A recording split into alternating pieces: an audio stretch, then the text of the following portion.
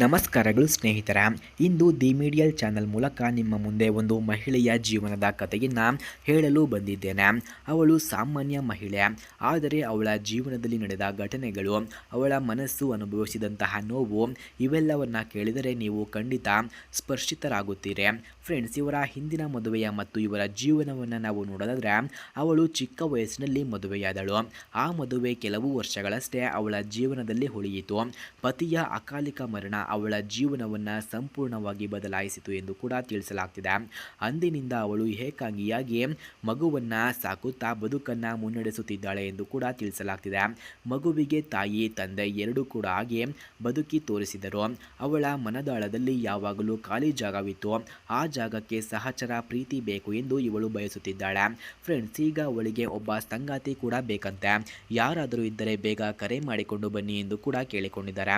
ಸ್ನೇಹಿತರ, ಯಾರಿಗಾದರೂ ನಿಜವಾಗಿಯೂ ಈ ಹುಡುಗಿಯ ಫೋನ್ ನಂಬರ್ ಅಥವಾ ಅಡ್ರೆಸ್ ನಿಮಗೆ ಬೇಕಾಗಿದ್ದರೆ ಮೊದಲು ನಮ್ಮ ಚಾನಲನ್ನು ಸಬ್ಸ್ಕ್ರೈಬ್ ಮಾಡಿಕೊಳ್ಳಿ.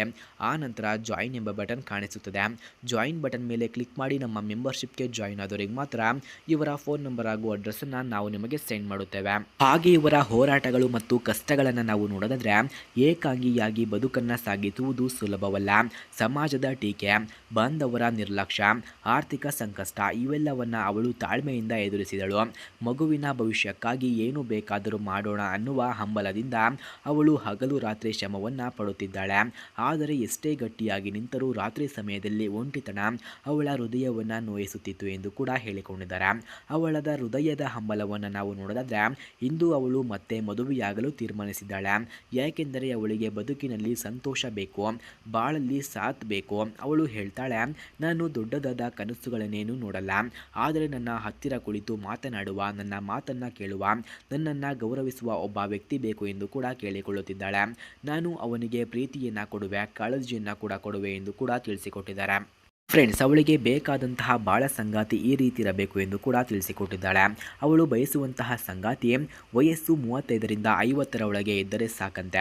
ಹಾಗೆ ವಿಧುರರಾಗಿರಬಹುದು, ಮದುವೆಯಾದವರು ಆಗಿರಬಹುದು.